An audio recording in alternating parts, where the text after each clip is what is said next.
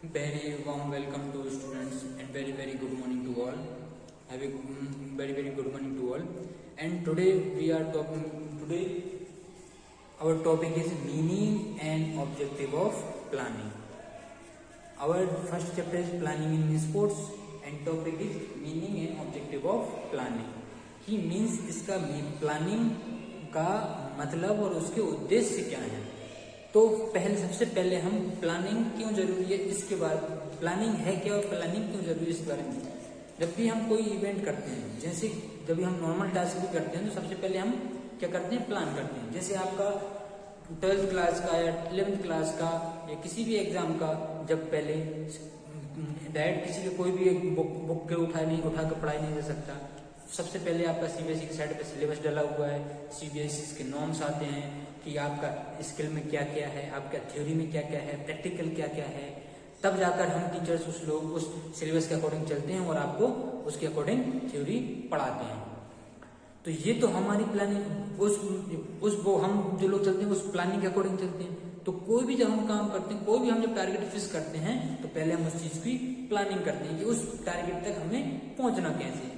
Suppose करो कि हम कहीं जंगल में गुम हो गए, यदि हमें रास्ता मालूम नहीं और हम कहीं भी चले जा रहे हैं तो हम अपना जंगल से बाहर नहीं निकल सकते जब तक हमें प्रोजेक्टर, कंपास और ये सब इक्विपमेंट, मैप, ये सब इक्विपमेंट नहीं मिलेंगे, हमें राइट डायरेक्शन नहीं मिलेगा, हम राइट प्लानिंग नहीं करेंगे कि हम इस नदी को क्रॉस करेंगे या हम जंगल से क्रॉस करेंगे तो ऐसे हम बाहर हो जाएंगे. तो एक प्लानिंग हुई. तो ऐसे हम जब हम एग्जाम देते हैं तो उससे पहले हम प्रिपेयर करते हैं कि हमें ये सिलेबस पढ़ना है, ये एग्जाम में आएगा करके. तो हम उस प्लानिंग के अकॉर्डिंग, उस करिकुलम जो सेटअप किया, जो हमारे सिलेबस उसके अकॉर्डिंग चलते हैं. फिर इसके बाद हम एग्जाम में क्वेश्चन को अटेंड करते हैं और अपने मार्क्स अच्छे लाते हैं. तो वो एक प्लानिंग हुई. तो कोई भी काम इस वर्ल्ड में विदाउट प्लानिंग के नहीं हो सकता. तो सेम है, हमारा प्लानिंग किसके अंदर आता है, हमारा प्लानिंग आता है स्पोर्ट्स मैनेजमेंट के अंदर, जो हमारा फिजिकल एजुकेशन में एक सब्जेक्ट फिजिकल एजुकेशन में है. तो सबसे इम्पोर्टेंट कोई भी ऑर्गेनाइजेशन में जिस तरह डिफरेंट ऑर्गेनाइजेशन में मैनेजमेंट कमेटी रहती है उसको मैनेज करने के लिए, तो ऐसे ही हमारे स्पोर्ट्स की फील्ड में, फिजिकल एजुकेशन फील्ड में हमारा रहती है स्पोर्ट्स मैनेजमेंट कमेटी, जो हमारी पूरी डिफरेंट कमेटी बनके हमारे जो भी ऑर्गेनाइजेशन है, हमारा जो भी कंपटीशन उसको ऑर्गेनाइज कराती है. तो फर्स्ट ऑफ ऑल हम ये देखेंगे कि प्लानिंग की डेफिनेशन है क्या, प्लानिंग है क्या. तो according to different writers different meaning बताए गए हैं. तो फर्स्ट हमने बोलेंगे कून्स एंड ओडोनेल की डेफिनेशन.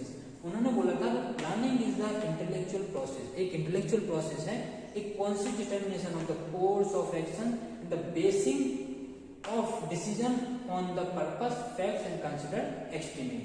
एक इंटेलिजेंस प्रोसेस है जिसमें कॉन्शियस डिटर्मिनेशन के साथ कोर्स ऑफ एक्शन, अपने पूरे डिटर्मिनेशन के साथ हम एक एक्शन करते हैं, basin on the decision on purpose and facts and consider, जो किस पर बेस रहता है कि हमें क्या अचीव करना है, हमारे क्या उद्देश्य, क्या फैक्ट्स हैं, हमें कहाँ तक पहुंचना है हमें. तो उसके उनको ध्यान में रखते हुए हम जो अपने पूरे कॉन्शियस लेवल के साथ जो हमारा एक्शंस करते हैं, उस पूरी प्रोसेस को, जो इंटेलेक्चुअल प्रोसेस है, उसे बोलते हैं हम क्या, प्लानिंग. ये उन्होंने डेफिनेशन है. Planning is the intellectual process, a conscious determination of course of action, मतलब एक जागरूक डिटर्मिनेशन के साथ कोई भी एक्शन करना जो बेस है, the basis of decision on purpose, facts and consider estimates. ये हमारी पहली डेफिनेशन हो गई है. अब हम दूसरी डेफिनेशन की बात करते हैं. प्लानिंग की दूसरी डेफिनेशन क्या है. प्लानिंग की दूसरी डेफिनेशन बोलती है planning is the thinking process, the organise foresight and the vision based on fact, experience and that is required for the intelligence action. मतलब एक ऐसी थिंकिंग प्रोसेस है प्लानिंग, द ऑर्गेनाइज फोरसाइट मतलब आगे का, the vision based on fact, experience, जो हमारा उद्देश्य है, जो हम कर रहे हैं, जो भी हम चीज काम कर रहे हैं ना, क्योंकि हम जो बना रहे हैं अपना प्लानिंग, वो किससे, अपने आने वाले उद्देश्य को अचीव करने के लिए, based on facts and experience, अपने एक्सपीरियंस और फैक्ट्स के बेस पर जो हम विजन देखते हैं उसको ऑर्गेनाइज करना, उस थिंकिंग प्रोसेस को हम क्या बोलते हैं, planning. That is required for intellectual action, जो रिक्वायर होती है किसके लिए, इंटेलेक्चुअल एक्शन के लिए. Planning is the thinking process, एक सोचने की क्षमता है, the organise foresight, the vision based on fact, experience. किस पर बेस रहती है, based on fact and experience. And that is required for the intelligence action. Intelligence action के पे हमें रिक्वायर्ड रहती है। तो ये दो डेफिनेशन है, डिफरेंट जो प्लानिंग की डेफिनेशन है। और अकॉर्डिंग टू नॉर्मल प्लानिंग कोई भी हम उसके लिए जो करते हैं, अपना जो प्लान करते हैं, या कोई भी ऐसी हम पहले प्री डाटा या ब्लूप्रिंट बोल सकते हैं, प्लानिंग को हम बोलते हैं ब्लूप्रिंट जो करते हैं हम अपने कोई भी एक्शंस के लिए, तो उसे बोलते हैं हम प्लानिंग। और ये इनकी डेफिनेशन होगी, एक बार नोट डाउन कर लीजिए, फिर से देख लीजिए।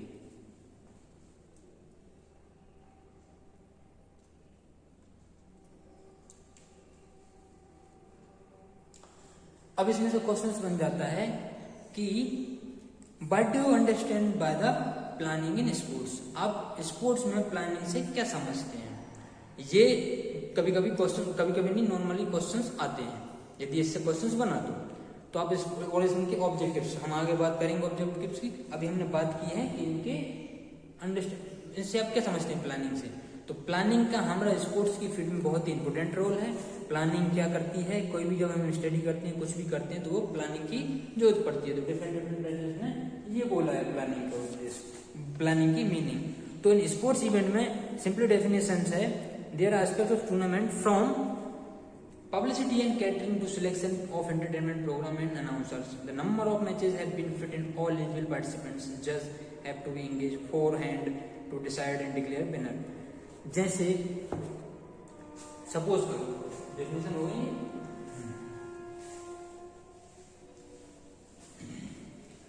अब हम देखते हैं प्लानिंग इन, ये डेफिनेशन जब हम देखते हैं प्लानिंग इन स्पोर्ट्स।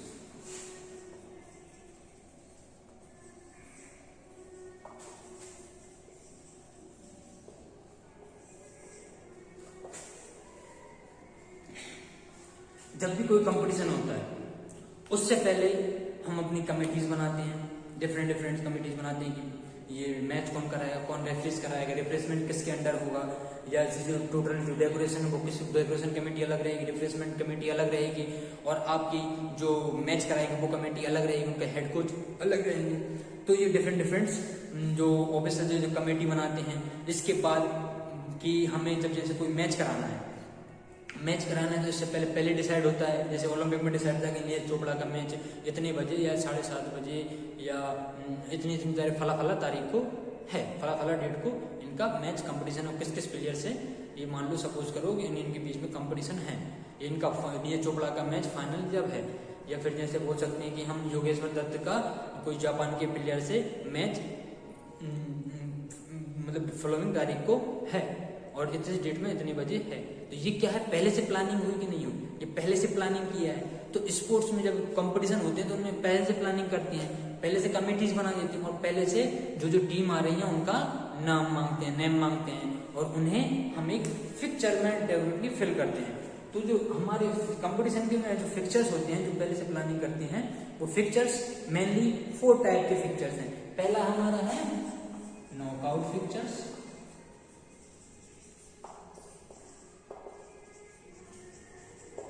दूसरा है हमारा लीग, तीसरा हमारा कॉम्बिनेशन, और चौथा है हमारा चैलेंज।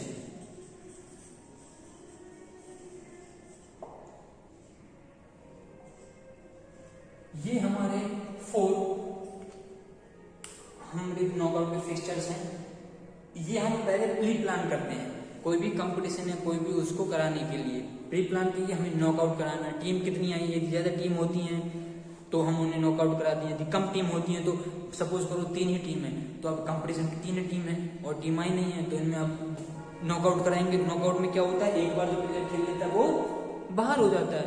पर लीग में क्या होता है, प्लेयर एक टीम है वो सारी टीम से खेलती है, फिर नंबर के बेसिस पर प्लेयर जो विनर है वो डिसाइड होता है। बट यहाँ पे क्या है, लीग में कि जैसे कम टीम है तो उनमें ज्यादा मैच हो, लोगों को इंटरेस्ट बढ़े, तो इसलिए हम क्या कराते हैं, लीग टूर्नामेंट्स कराते हैं। जब कम ज्यादा टीम हो तो फिर हम क्या कराते हैं, नॉकआउट फिक्चर्स लेते हैं। और नॉकआउट फिक्चर जो ओलंपिक में यूज होता है वो कौन सा होता है, नॉकआउट ही यूज होता है। इसके बाद आता है हमारा कॉम्बिनेशन। अब भाई हम अकॉर्डिंग टू टीम के चलते हैं, हम क्या कॉम्बिनेशन में क्या होते हैं, नॉकआउट और नॉकआउट कर देते हैं। पहले नॉकआउट कराएंगे, फिर जो विनर चीज होंगी, विनर टीम होंगी, उनको फिर से नॉकआउट करा देंगे। तो इससे थोड़ा जो बर्डन है, जो टीम ज्यादा है वो कम हो जाएगी और जो मेन लास्ट में टीम बचती है। या इंटरेस्टिंग बनाने के लिए क्या करते हैं, पहले नॉकआउट करा दिया, फिर उसके बाद लीग करा देते हैं, ताकि अब नॉकआउट में सब जो कमजोर टीम थी वो बाहर हो गई। अब स्ट्रॉन्ग टीम है, उनका कंपटीशन ज्यादा देखेंगे लोग, ज्यादा इंटरेस्ट लेंगे। तो उसको लंबे समय तक इंटरेस्टिंग बनाने के लिए हम क्या करते हैं, पहले कराते हैं नॉकआउट, तो जो कमजोर टीम बाहर हो जाती है। फिर स्ट्रॉन्ग टीम का हम करा देते हैं लीग, या फिर लीग और लीग करा देते हैं। तो ऐसे सबको मिलकर करते हैं कॉम्बिनेशन। अब हम चैलेंज टूर्नामेंट की बात करते हैं। तो चैलेंज टूर्नामेंट हमेशा इंडिविजुअल गेम में होते हैं। इंडिविजुअल गेम में कैसे, judo, wrestling, badminton, table tennis, squash, इसके बाद आपका हो गया बॉक्सिंग, वुशु, ये फेंसिंग, ये सब इंडिविजुअल गेम है। इनमें सब में क्या होते हैं, मोस्टली चैलेंज टूर्नामेंट यूज होते हैं। चैलेंज का मतलब कि डिफरेंट रहता है कि मैंने जैसे सुल्तान में चैलेंज किया था उसने अपने अपर बॉडी वेट वाले को, तो इसमें नीचे वाला जो पिलर रहता है पहले नीचे वाले कमजोर से फाइट करता है, फिर ऊपर वाले से फाइट करता है। ऐसे यदि वो चाहे तो डायरेक्टली फाइट कर सकता है, मगर जो डायरेक्ट फाइट करेगा वो यहीं से जो हार जाएगा तो बाहर हो जाएगा। तो ये एक चैलेंज मतलब एक दूसरे को चैलेंज कर सकते हैं, इसलिए इसका नाम पड़ा है चैलेंज टूर्नामेंट। और ये मोस्टली क्या होता है, इंडिविजुअल गेम में होता है। तो ये हमारे डिफरेंट टूर्नामेंट। और ये पहले क्या होता है, पहले प्री प्लान होता है। प्लानिंग इन स्पोर्ट में पहले प्री प्लान होता है कोई भी कंपटीशन कराने के पहले, कि हम नॉकआउट टूर्नामेंट कराएंगे या लीग टूर्नामेंट कराएंगे। ये बेस करता है नंबर ऑफ टीम पे, कि नंबर ऑफ टीम कितनी पार्टिसिपेट कर रही है। तो फिर इसमें अब डिसाइड ये होता है ना कि भाई ये ए टीम है, इसका मैच बी टीम के साथ है, सी टीम है, इसका मैच 4 टीम के साथ है, 4 टीम इसका मैच 5 टीम के साथ है। डिफरेंट मैच एक दूसरे से कंपटीशन होते रहते हैं। तो ये पहले प्लानिंग करना पड़ती है। ये सब यहाँ पर इंपोर्टेंस है कहाँ का, स्पोर्ट्स में प्लानिंग का। बिना प्लानिंग हम कोई भी ऑर्गेनाइजेशन या कोई भी एक्टिविटी हम ऑर्गेनाइज नहीं करा सकते। यहाँ पर बहुत बड़ा रोल आ जाता है। ये हमारी थी प्लानिंग। अब हम बात करते हैं ऑब्जेक्टिव ऑफ प्लानिंग की। ये 6 objectives of planning in our syllabus. Common objectives हैं प्लानिंग के, जो हम अब सपोज करो कि प्लानिंग क्यों जरूरी है। प्लानिंग हम करते हैं तो उसका उद्देश्य क्या है। हम प्लानिंग तो कर रहे हैं बट हमें ऑब्जेक्टिव्स भी पता होने चाहिए। इंट्रोडक्शन तो पता हो गया, हमें मीनिंग पता हो गई, what is the planning and what is the planning in sports, but why objective, उद्देश्य क्यों करते हैं हम प्लानिंग। तो इनके जो कॉमन 6 ऑब्जेक्टिव्स हैं। पहला objective, to avoid last minute hassle. Hassle means जब हम कोई प्लानिंग नहीं करेंगे तो ऑन द स्पॉट जब कोई भी एक्टिविटी करेंगे तो जाहिर सी बात है गैदरिंग होगी, गड़बड़ होगा, मिस्टेक्स होंगी। हसल मीन्स भगदड़ सी मचेगी, बोल सकते हैं हिंदी में भगदड़। लास्ट मिनट भगदड़ मतलब at a time last minute में जब हम कोई एक्टिविटी करते हैं तो क्या होती है, हसल हो जाती है। जो हम अचीव करना चाह रहे हैं वो हमें अचीव नहीं होता है और शायद मिस्टेक्स होती रहती है। तो उस last minute, to avoid the last minute hassle, last minute hassle avoid करने के लिए हम प्लानिंग जरूरी है। पहले हम माइंड सेटअप करते हैं, उससे भी जो सामने वाले हमारी टीम रहती है, जो हमारे सब कोऑर्डिनेटर रहते हैं और जो हमारे उनके अंडर में जो कोऑर्डिनेट करने वाले रहते हैं, उनकी मेंटलिटी में पहले ही फिक्स कराना, उनको मेंटल प्रिपेयर करना कोई भी इवेंट से कि आपको ये करना है। तो वो लास्ट मिनट में हसल नहीं मचेगी और सिस्टमेटिक बेस से कोई भी एक्टिविटी हो सकती है। बट तो उसको अवॉइड करने के लिए ये हमें प्लानिंग की बहुत जरूरत है। अब सेकंड आता है, to efficiently supervise all activity. To efficiently means to efficiently supervise all activity.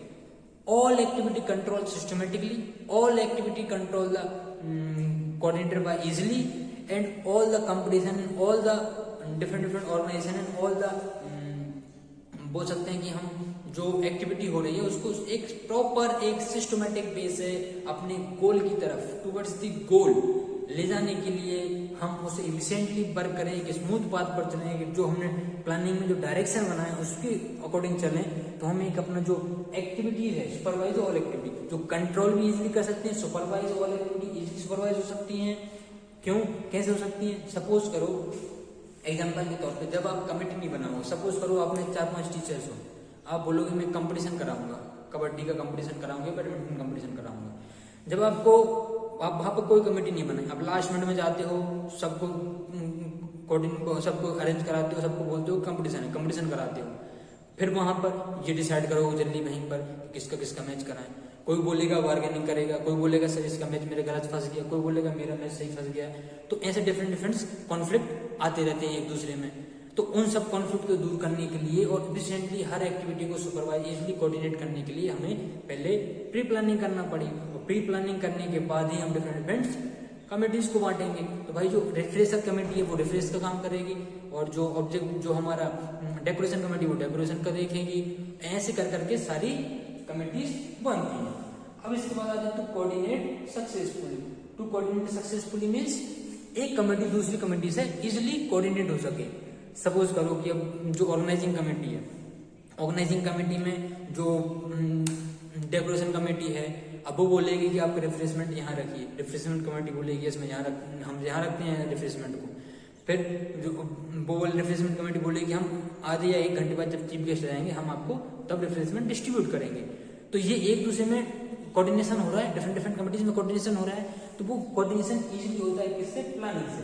पहले प्लानिंग की है कि भाई ये रिफ्रेशमेंट कमेटी ये करेगी, ये डेकोरेशन कमेटी डिसाइड करेगी, देन कोऑर्डिनेट इजिली हो पा रहा है, अदरवाइज कोऑर्डिनेट नहीं हो पाता।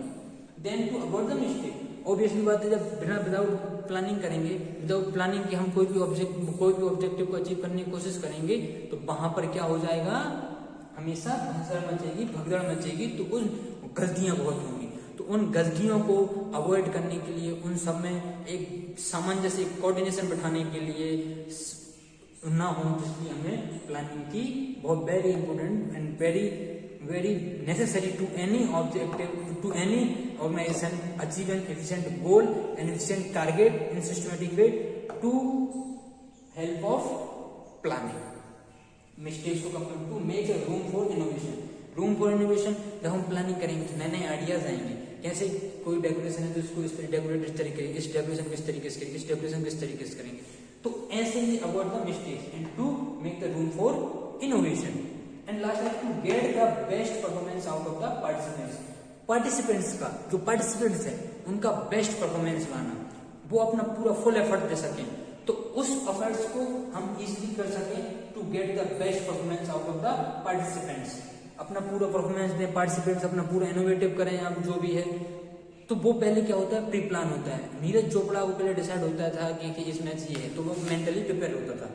यदि किसी को पता नहीं हो, लास्ट मिनट में सपोज करो वो सो रहा है और उसको बोलने की आपका मैच है, तो वो सो कर उसकी बॉडी रेस्ट में, अब उस कंपटीशन में जाएगा, परफॉर्मेंस नहीं कर पाएगा।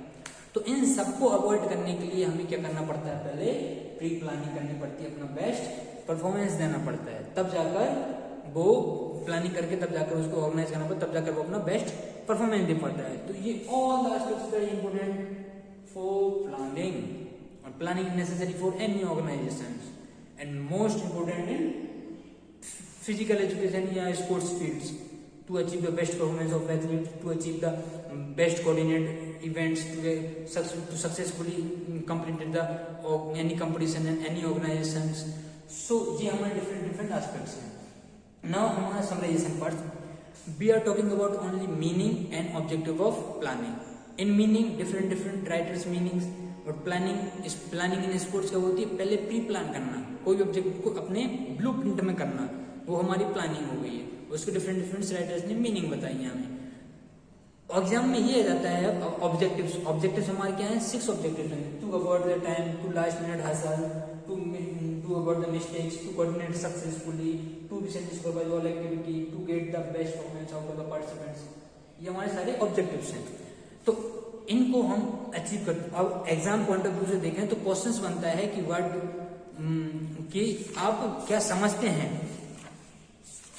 प्लानिंग से, क्या समझते हैं, what do you understand by the planning, and second question बनता है कि write down the objectives of planning. 5 number में आ जाएगा, 2 नंबर में आ जाएगा, या 1 नंबर में भी हो सकता है। तो उन प्लानिंग को हमें point two point note down, 3 number में आता है तो पॉइंट टू पॉइंट सारे उनको नोट डाउन करना, 5 नंबर में आता है तो सिर्फ एक एक लाइन को डिस्क्राइब करना है कि है क्या ये चीजें। तो ये हमारा यहाँ से पूरा प्लानिंग और मीनिंग का क्वेश्चन बनते हैं वो भी कवर होगा, और है क्या प्लानिंग और पूरा मीनिंग और ऑब्जेक्टिव्स ऑफ क्या है प्लानिंग का हमारा यहाँ पर क्लियर हो जाता है। नोट डाउन कर लीजिए।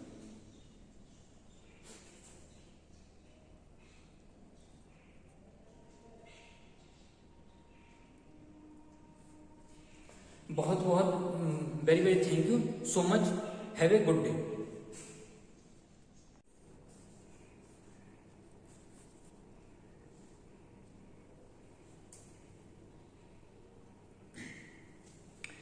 Note down the definition of planning common definition.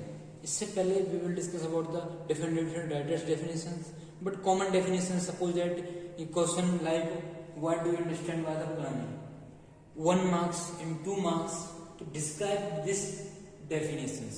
Planning is the process of defining a course of action to achieve a target.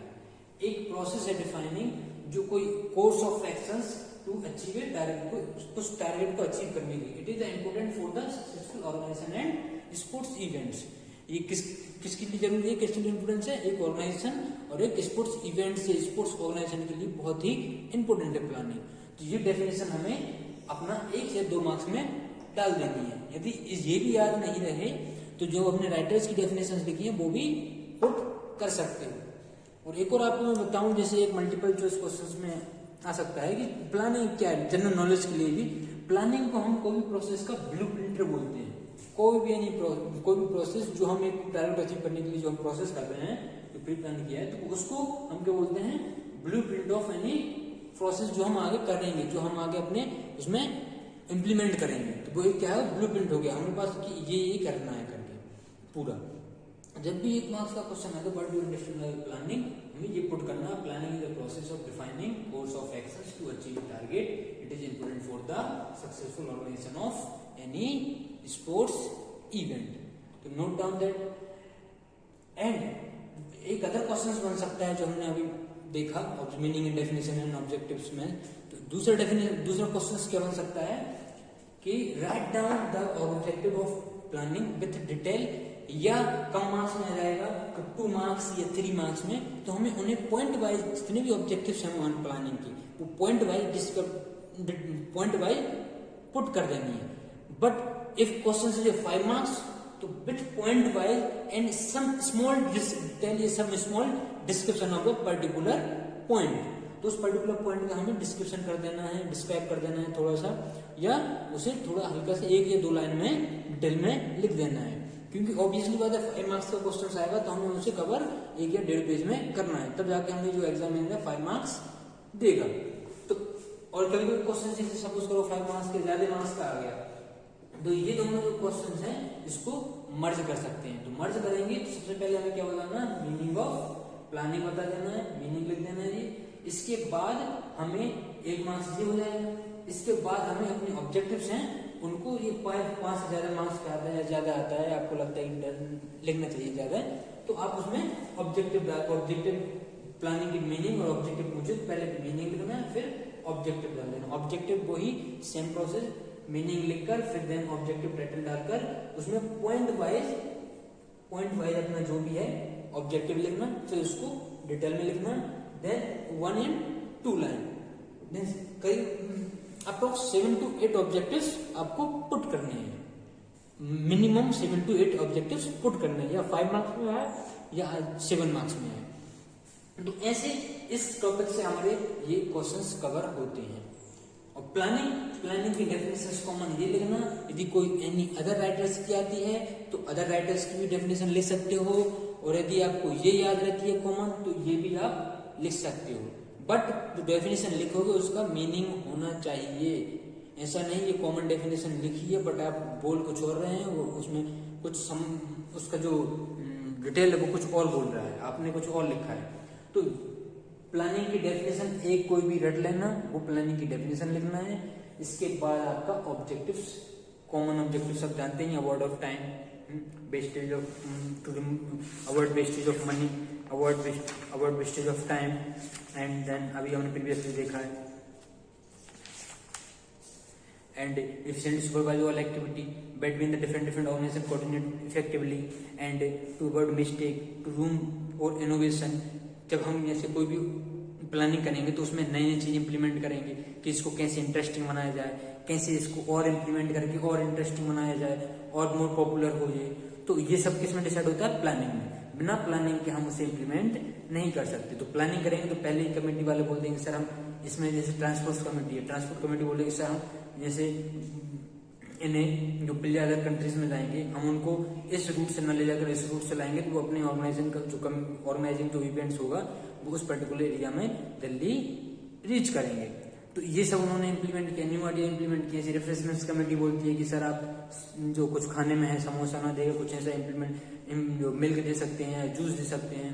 तो ये उनका नया इनोवेशन इंप्लीमेंट हो रहा है। तो ये प्लानिंग के ऑब्जेक्टिव्स क्या हैं? ये हमें न्यू आइडियाज को प्रोवाइड कराता है। To get performance of the participants. अब सबसे और एक और क्या है कि जब भी हम पार्टिसिपेट, जो हमने प्रीवियसली देखा है और उसमें ऐड कर सकते हैं हम, to get the performance of the out of participants. जो पार्टिसिपेंट्स हैं प्लानिंग में जैसे आप मेंटली प्रिपेयर हो जाएंगे कि दिस काम for responsible for our duty. यदि पहले हमें उनको नहीं बोलेंगे तो वो उनका मेंटली प्रिपेयरनेस नहीं बनती है। तो कोई भी इवेंट्स कराने से पहले, कोई भी एक्टिविटी कराने से पहले मेंटल प्रिपेयरनेस बहुत ही जरूरी है, बहुत ही इंपोर्टेंट है, ताकि उसका जब ड्यूरिंग द एक्टिविटी एग्जीक्यूट करना है, उसको इम्प्लीमेंट करना है, तो देन वो अपना मेंटल प्रिपेयर पहले से रहें और उसको इजिली इम्प्लीमेंट कर सकते हैं। और अदरवाइज यदि ऑन द स्पॉट जब भी बोलते हैं, ऑन द स्पोर्ट्स इवेंट्स या on the any organisation activities जब भी हम इम्प्लीमेंट करते हैं ऑन पर्टिकुलर पॉइंट, तो हमें वहां पर हसल होती है, हसल मचती है, भगदड़ हो जाती है और बहुत सारी मिस्टेक होती हैं। और कौन सी ऑर्गेनाइजेशन क्या कर रहा है और जो हमारे गेस्ट हैं ऑर्गेनाइजेशन है, और जो हमारा ऑर्गेनाइजिंग कमेटी है वो इफिशिएंटली अपना वर्क अपनी ड्यूटी कंप्लीटली नहीं दे पाती है। तो इससे हमारी एक बैड इमेज क्रिएट होती है हमारे डिफरेंट अपने एनी ऑर्गेनाइजेशंस की और एनी स्पोर्ट्स इवेंट में जो भी करा रहा है स्पोर्ट्स टीचर, फिजिकल एजुकेशन, उसकी एक बैड इमेज क्रिएट होती है। तो ये हमें बहुत जरूरी ऑब्जेक्टिव्स हमें इस तरीके से नोट डाउन करने हैं और करीबन 7 to 8 minimum objectives note down करने ही है। अदरवाइज 5 मार्क्स में आता है तो डायरेक्ट आप उन्हें एक पॉइंट डालिए, उसको 2 लाइन में डिस्क्राइब कीजिए, एक पॉइंट डालिए, उसको 2 लाइन में डिस्क्राइब कीजिए।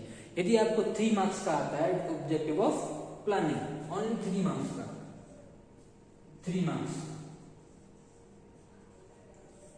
तब आप उसे ओनली पॉइंट राइट डाउन करना है, पॉइंट कि first avoid the mistake, avoid the wastage of time, avoid the efficiently supervise all activity, coordination different committees to avoid any mistakes, to room for innovation and to room for interesting and to participate, give your best performance।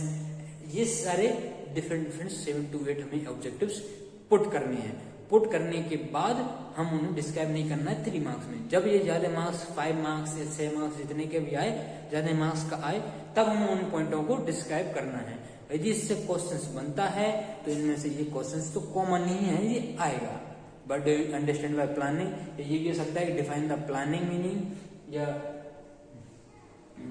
Explain the planning, जो भी वो questions बनाते हैं, but उनका meaning हमें लिखना, एक जो अभी पर्टिकुलर डेफिनेशन है वो लिख देना है। यदि 1 मार्क्स में आती है, यदि 2 मार्क्स या 3 मार्क्स में आती है तो थोड़ा उसे डेफिनेशन लिखकर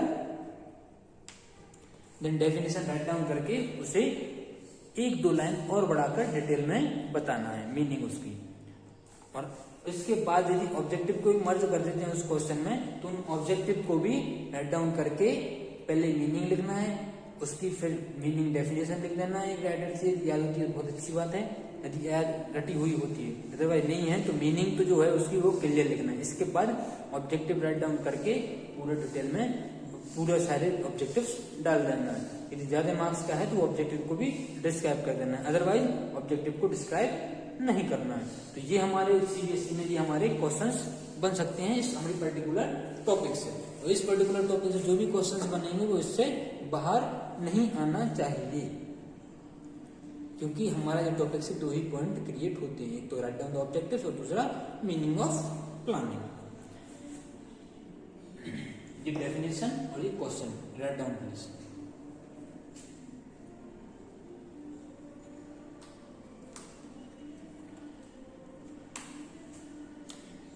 Thank you everybody. Physical lesson is very interesting, more and more interest and more gain knowledge. Have a good day. Thank you.